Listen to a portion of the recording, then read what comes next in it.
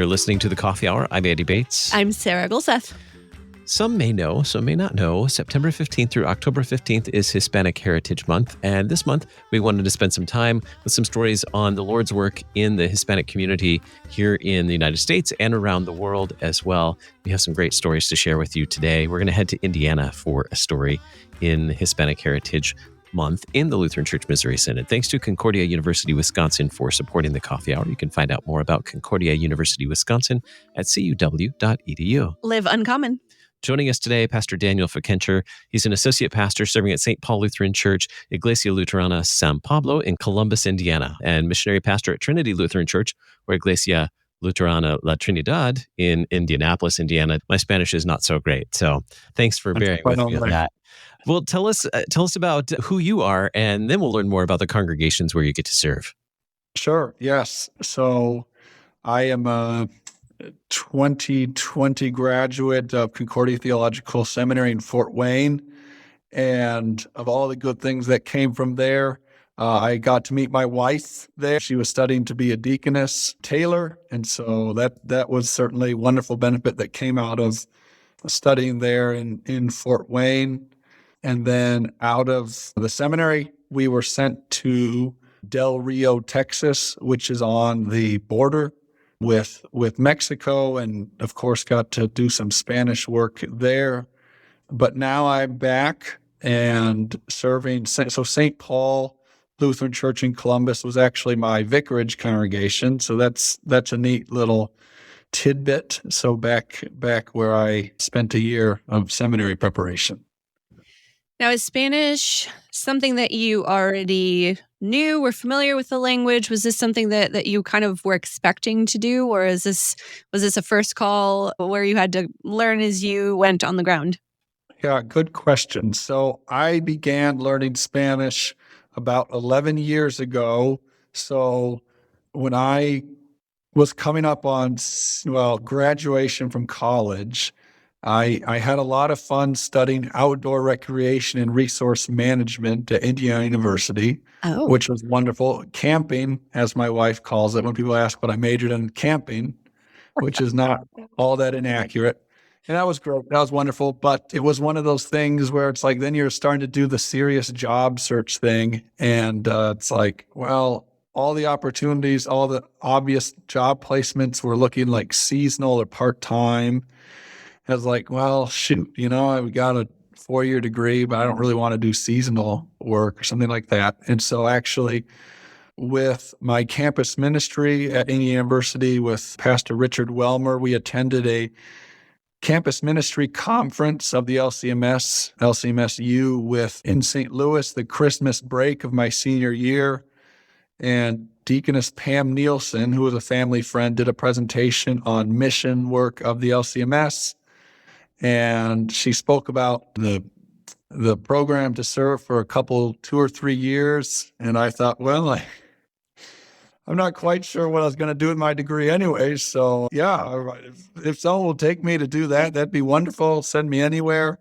And they sent me to the Dominican Republic to serve as a lay missionary down there with the Lutheran mission there. And so that is when I started to learn Spanish. And that time down there helped me decide to go to seminary. And so I knew I wanted to do both of those things together, being a pastor and using Spanish. So I'm still learning. So when people ask, when did you learn Spanish? It's like, well, I definitely still am learning Spanish. So always more to improve on and such. What are some of the other valuable skills or other things that you gained from your time as a missionary serving in Latin America? I think probably patience as far as just what to expect of the growth of a congregation. It's not always going to look like, New Testament Acts, Pentecost, where it's just thousands of folks just all of a sudden joining the church. You're going to, make some progress with a family and then they'll ghost you, for a while. And it's little by little and just being very patient with, expectations. But yeah, I guess I think that's definitely something I think my experience there has certainly helped prepare me for what I'm facing now and to have sort of proper expectations, I suppose. What did you learn about the culture of the people you were serving as a missionary in Latin America? Definitely a warm, not just the climate, but hospitality is taken very seriously. And that was my experience there, and that's certainly my experience now. You know, I don't know, there's experts that could tell you a lot more, but I do think about, if you picture neighborhoods like where I was, most of my work in Santiago, Dominican Republic, the houses are just right on top of each other. Everyone's bunched in a lot of space. And so that naturally lends itself to knowing your neighbors a lot more. Like they hear when your kids are screaming, like they know when you're going to the grocery store. And we've got big yards, when we're indoors with air conditioning, we get in our cars and you can, my wife and I just moved to a house and we haven't even met the people, we met one of our neighbors, and that's because he came over to the us. But the other side, there's a family, but I don't even know their names, and I think that lends itself to hospitality with, even folks that have a lot less than I do, for example, are like, here, pastor, here, have this food, take this food home. And I'm like, wouldn't it be nice if someone else brought, and just hospitality is very, very natural, just flows, I think, maybe perhaps more than among Anglo-Americans, I suppose. So tell us about the communities where you serve right now. We mentioned 2 churches where you're serving 2 different places. Tell us about those communities that you get to serve in. Yeah. So like you said, I am, the bulk of my call is as an associate pastor at St. Paul Lutheran Church, or San Pablo, in Columbus, Indiana. And so we're about an hour south of Indianapolis, so the southern half of the state, just down I-65. And it's a really neat, and I would say perhaps, not all conditions will allow this, but as far as Hispanic ministry goes, Latino ministry goes, it's perhaps an ideal setup in which, there's senior pastor Doug Bauman and another associate pastor, Jeff Patterson. And so when the second service, 10:45, the late service begins in the sanctuary, I am in the fellowship hall, which we've got set up with a chapel. We've got plans to do something more substantive, an expansion project to get something more fitting, but we've got a nice usable chapel that's movable and everything in the fellowship hall for the Spanish service. And so I am with the Latino families in there from the opening hymn until the offertory and the offering. So the service of the word. And then we then make our way into the sanctuary to finish the divine service for the service of the sacrament with the English service. And so that's really quite neat. All of the body of Christ here within St. Paul getting to join together for that part of the service. So that's really quite neat. And I just say that's perhaps, it allows for worship together, English speakers and Spanish speakers, but also, the sermon, for example, the readings, everyone gets to hear it in their first language. But of course, that a setup like that is only possible when you got more than one pastor, which I know is a blessing that we've got at St. Paul that not everyone has. So that's that. That's in Columbus. That's a Sunday morning in Columbus, and then we do Spanish service or Spanish Bible study after that 10:45 service, and then the other third. So on paper, 2/3 of my call are to St. Paul, Columbus. The other third is serving in Indianapolis, like you said, an hour north, and I'm at Trinity Lutheran church, or La Trinidad. And so there I have a 3:30 Spanish service. So on the English side of things, they're currently vacant. But so there's an English service up there in the morning that I'm not there for, of course. I'm down in Columbus. But then, so yeah, going up there to Trinity for a 3:30 service, and then Bible study. So yeah, so that's kind of an interesting arrangement, but it's very enjoyable. I'm glad to be doing it. Sundays are quite busy for you and for your congregation there in Columbus, and certainly heading up to Indianapolis as well. I want to learn more about how the same service happening in two languages at the same time happens. I want to learn more about that and some of the logistics of that. I'm fascinated by this. Yeah, this is really cool. Yeah, it's a concept I've never really thought of before, never heard of. So I want to learn more about that in just a moment. We're talking with Pastor Daniel Fickenscher. We'll learn more in just a moment right here on the Coffee Hour. I'm Andy Bates. I'm Sarah Golseth.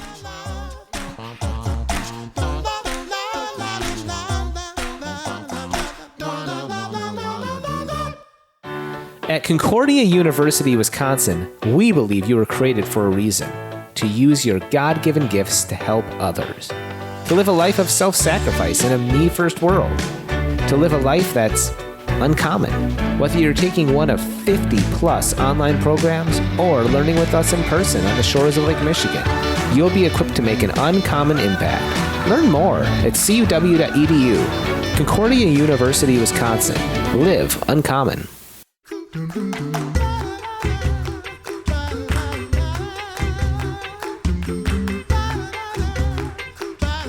Welcome back to the Coffee Hour. I'm Andy Bates. I'm Sarah Golseth. Today we're talking with Pastor Daniel Fickenscher. He serves congregations in Columbus, Indiana and Indianapolis, Indiana, as we are looking at Hispanic Heritage Month this month, September 15th through October 15th. He's serving congregations that are both English-speaking and Spanish-speaking. Now, just a few minutes ago, Pastor, you mentioned that divine service on Sunday mornings happens in two different languages, happening kind of like right next to each other, and then you come together for the sacrament. Do you ever have to compare notes on your sermons to time them, like the hymns and the sermon, the readings in the sermon, things like that? How does that work logistically? I mean, that's beautiful and brilliant to be able to have a congregation that serves people in two different languages, but also being able to be together as one congregation, especially coming together for the sacrament. Beautiful. I'm just curious, what are some of the challenges, the logistics of that? It usually works. We haven't had any major hiccups. And so, yeah, that's a good question. I mean, Pastor Bauman is not brief in his preaching, so on the English side. So that, I think, works to my advantage. Like I kind of hate to have to do this, but, so there's the gathering space, kind of like the narthex between us. And they've got the speaker playing into the narthex for, if a mother needs to get up with their child or something, they can still listen. And it's kind of annoying, but it does carry over a little bit into our space. And I hate to have to do it. But yeah, like this past Sunday, I was kind of, preaching out of my mouth. And then my left ear was kind of listening. I was like, oh, and there was actually a section of my sermon which it was going to be more applicable for my second preaching of it up in Indianapolis. And it was more set to a circumstance up there, and it wasn't too closely tied to the text of the day. And I was thinking I'd probably leave it out in my morning preaching of it. But then when I hear Pastor Bauman, I'm like, oh, he's just getting going on the sermon. I was like, okay, yeah. I'll include that second part and give that a run through in the morning. But the idea is, ideally we're there for the Sanctus and all that. But as long as we're in there by the words of institution, I think it's close enough. So no major problems yet. So. Well, you talk about flexibility, learning flexibility on the mission field. I feel like this is an instance where learning how to kind of roll with it as you go, right, and not be super strict about timing everything out. I think it's a good application of what you've learned on the mission field. What else happens then? You have a very busy Sunday going between the two churches, but obviously pastors don't just work on Sundays. So what does the rest of your week look like for you as a pastor doing your pastoral work during the week? Yeah. So, A lot of, I mean, I'll be honest, a lot of it at this point is during the day. It's simply at church or in the office because people really aren't free. I mean, people are working, and I think that's something a bit more to, Hispanic ministry. Um, Not as many shut-ins, I would say, as on the English side, because most of these folks have come to the Lutheran Church as adults, so it's not a generational thing where, or my grandparents and their grandparents, et cetera, were in the Lutheran Church, and my grandma's one of the shut-ins that my pastor visits. So there's not a lot. I sometimes feel like there's not a lot to do out and about during the day, but in the evening is kind of when people are off of work, is kind of when I need to get out to people. But even that, sometimes people might be working unusual shifts. But another part of that, so the work here in Columbus has a much longer history. Both of them have much longer histories at both Indianapolis and Columbus than I've been involved in. It certainly predates me. But there is Seymour, Indiana, which is half an hour south. Keep going down I-65. And so actually, all of our members who faithfully, regularly attend in Columbus are coming up from Seymour each Sunday. And, they all work and everything. And so I know that to do anything during the week with them, I go to them to meet down there, just knowing that, asking them to do an hour round trip, during the week after a day of work is just too much. But Seymour's got a good Lutheran presence, and so there are congregations down there that have been eager to hosting us, meeting for Bible study like Tuesday or Wednesday midweek. And there's a large Hispanic population down there. And so lots of outreach opportunities while also serving the families that are with us on Sunday. And, for example, a challenge is, with the jobs that folks have, they don't have, there's two dads, for example, that don't have Sundays off, and it's like they're working the jobs that they have. And, you can say, well, is church a priority or not? And it's one of those hard things where it's like, well, I mean, they're working the job that they could get, and so that does make me have to be a little more, patient, understanding with, well, I mean, maybe we gotta make something more available during the midweek, and be able to meet them so that they can provide for their family through work while also bringing church to them perhaps at a less traditional time and day. So. In what ways do you see the heritage and the culture of the Hispanic communities that you serve in Columbus and Indianapolis? How do you see that culture and that heritage being preserved? And in what ways do you see it changing as well? Yeah. Well, I guess as far as the change part goes, perhaps the most obvious thing is kids that don't know Spanish.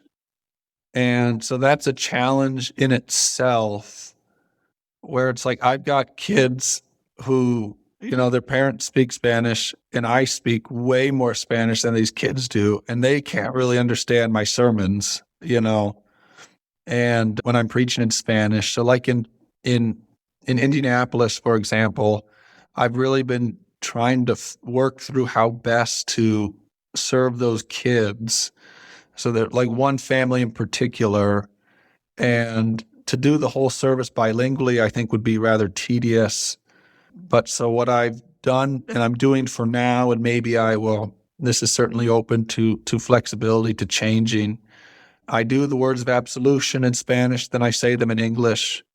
Whatever the text is that I'm going to preach on, I read that in both languages, and then I give a very brief synopsis of the sermon in English before I really get rolling in Spanish. And then I do the words of institution in both Spanish and English. And so that's kind of what I'm settling on for now. And there's certainly room for improvement if someone calls in and says, "Oh, you should really be doing it this way." I'd be all ears. As far as preserving culture, I mean, I think that comes about through, Latinos, Hispanics spending time together within their communities, and that I think that hospitality that we were speaking of earlier has not been lost. I mean, I speaking of what it is in the Dominican Republic, but then speaking of what it is in Columbus or in Indianapolis, I mean, this is both a challenge and a blessing. So this church in Indianapolis, they really didn't have, before I began, a custom of doing Bible study after church. So I thought, well, that'd be good, a little more catechesis and whatnot. But they're so hospitable and so eager to spend time together.